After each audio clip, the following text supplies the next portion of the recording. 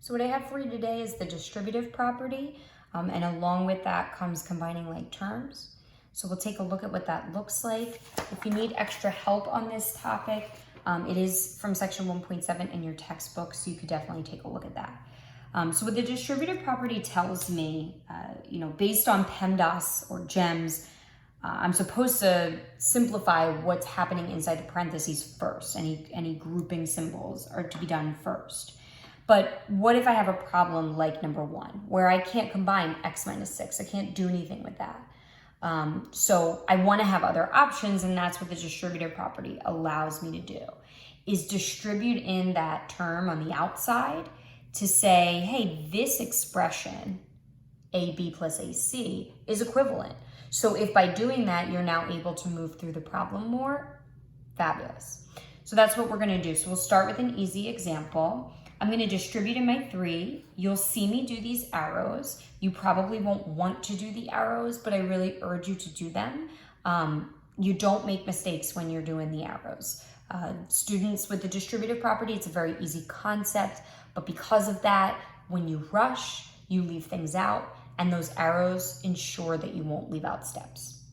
So I'm going to distribute and multiply, because that's the operation that's occurring in front of those parentheses. So I have 3 times x, which gives me 3x. Minus sign comes down. 3 times 6 is 18. So that's my answer. That's what the distributive property tells me, that these two things are equivalent. So that's a very easy example, like I said. As we move through, you'll notice 2 examples that I have for you now are much more complicated. And what you'll end up seeing is, compared to that first example, is I'm starting to see this problem has 2 y's in it, right? There's 2 terms with a y in it. This one has 2 terms with an x, 2 terms with an x squared. So the complexity there is starting to definitely amp up. And we're starting to see something we call like terms. Like terms are 2 things: same variable, and this is the part that students often leave out, same exponent on that variable. So I'll give you a good example to try to distinguish. So if somebody said, what do like terms, look like? What's an example of like terms? Like terms would be something like x squared y cubed and 4x squared y cubed. Right? So the number in the front may be different. The coefficient, right, is that number in front, might be different. But notice, same variable, x and x. Both of those x's in both terms have the same exponent of 2 on them. Same variable, y, and both of those terms with the y part have a 3 as the exponent. These are, in fact, like terms. Here would be an example of terms that are not like: x squared y cubed and x cubed y squared. These are not like terms because the x's in both terms do not have the same exponent, and the y's in both terms do not have the same exponents. So you need to have the same variables, each with the same exponent. So let's try to incorporate that as we move through, and we'll talk about how to combine like terms once we recognize them. So first thing I notice when I look at number 2 is that I have this set of parentheses.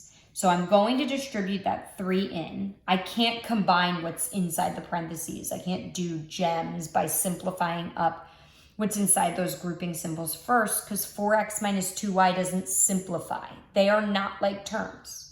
So I can't simplify that. That doesn't become 2xy. I don't even know what you would make it, right? I don't know how that would shake out. So I'm going to distribute in my 3, but I'm only going to distribute to what's inside those parentheses. I'm not going to do anything with this 4y yet. That 4y is just going to come along for the ride. So 3 times 4x gives me 12x. 3 times negative 2y gives me negative 6y. That 4 plus 4y is going to come down for the ride. I'm not going to multiply it by 3 because it's not inside those parentheses, but it doesn't just disappear. I have to still keep it in my problem. So now that I did the distributive property part, I have to think about the fact that I have like terms, and hopefully you've identified them. Negative 6y and positive 4y are like terms because they both have y's in them, and those y's have an understood exponent of 1. So how do I combine like terms? I perform the operation with the coefficients, perform operation with coefficients, variables come along for the ride. Variables come along for the ride, they go unchanged. They go unchanged.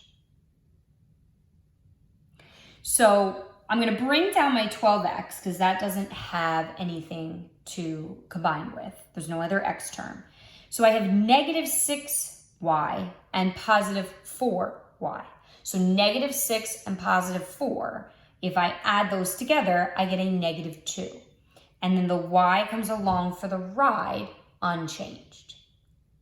So the thought process there, right, is that negative 6y and positive 4y, those negative 6 and 4 values are just telling me how many y's I have. So if I'm just combining things, the item doesn't change. If I say I have 4 pencils and then I take 2 away, I'm still dealing with pencils. The items don't change. Okay, so that is my answer and I'm done. Beautiful thing. I'm going to distribute for number 3. I'm going to distribute in this negative 6 inside these parentheses only, right? I'm not going to distribute to this stuff on the outside here. And so I'm going to get negative 6x squared, negative 6 times x squared. Then I have a negative 6 times a negative 2x. So I'm going to get a positive 12x. Negative times a negative is a positive. Negative 6 times positive 1 gives me a negative 6. And my other 2 terms out here come along for the ride. Now, I have a lot of terms here. So something I like to do, and you'll see me do this throughout the year, not just at the beginning, is I'll go through, and first thing I do is I underline the like terms that I see with the largest exponent, because that's the proper way to write your answer, is with the largest exponent first and decrease from there. So I'm going to identify those 2 terms that both have x squared in them. I have negative 6x squared and I have negative 3x squared. So again, perform the operation negative 6 minus 3, or negative 6 plus negative 3, gives me negative 9. And the variable comes along for the ride unchanged, so x squared. Okay, it's like I owe you $6. Now I owe you another 3. Total, I owe you 9. Still dollars, currency hasn't changed, right? And sometimes I like to put just a light line through those so that I don't get confused like they're still there. And now I'm going to identify another pair of like terms. And careful, this is a 12x and a 1x. And if that's something that you like to do, write in that 1, please make sure you do it, because that result should be positive plus 13x, not 12. Cross them out when you're done with them, and then minus 6. Nothing to combine with that. So I have a couple more examples for you, but now with the double distribute. So I like to call it double distribute. A lot of people like FOIL. I've said FOIL less and less as the years have gone on, because I find that students think it's something they have to memorize, and then they don't really like it or they don't remember it. So it's like, why did you even waste any brain space? If FOIL doesn't work for you, don't do it. If it does work, continue to use it. The only purpose of FOIL, it's an acronym, it's 4 letters to help you remember that you've done all the combinations. But I told you before, I like to do my arrows. If you do the arrows, you're bound to not forget anything anyway. So I just want to show you kind of the difference here. This looks like the problem we saw in the front. If we just had 3 times this, right? We distribute in the 3 and we'd call it a day. So now all you have to do, this isn't any more difficult, right? It's just that it's tedious because it's extra work, but it's not any more challenging. I'm going to first distribute the x into the other set of parentheses. So I'm not really going to care about the plus 3 for right now. I'm going to distribute in that x, and I'm multiplying. So I have x times x, which hopefully you know, or maybe you just need the refresher. X times x is x squared. So that's a very common thing students mess up with, right? X plus x is 2x. X times x is x squared. So just something to kind of remind yourself of that as you move through algebra, because it will keep sort of showing up, and whether or not you're good at sort of separating those two things is going to be a huge factor in your success. So x times x gives me x squared. X times negative 2 gives me negative 2x. So I've distributed that x in. Great. Now I move on to the 3. And you'll notice what I do is I put my arrows for the second thing on the bottom. Otherwise, visually, it's going to look super confusing, and then it's not helpful at all. Now I'm multiplying in that positive 3, and I'm just going to keep along with my result. 3 times x gives me a positive 3x. 3 times negative 2 gives me a negative 6. Am I done? Hopefully you said no, because I have like terms that I need to combine. Nothing to combine with my x squared, but I have negative 2x and positive 3x. So again, negative 2 plus 3. They're different signs, so I subtract. 3 minus 2 gives me 1. The 3 is bigger and it's positive, so my result is 1x. If you want to write the 1, if you don't want to write the 1, doesn't make a difference. And nothing to combine with that negative 6. One more example for you. This time I started to put some coefficients in front of my variable, no big deal. Same process, distribute in your 2y, then we'll distribute in our negative 6. So distribute in my 2y, what do I get? So 2y times 2y, right? Careful. 4y squared. 2y times positive 6, positive 12y. Now I'm going to move on to distributing my negative 6. Draw my arrows. Negative 6 times 2y is a negative 12y, and negative 6 times positive 6 is a negative 36. Do I have any like terms? You better believe it.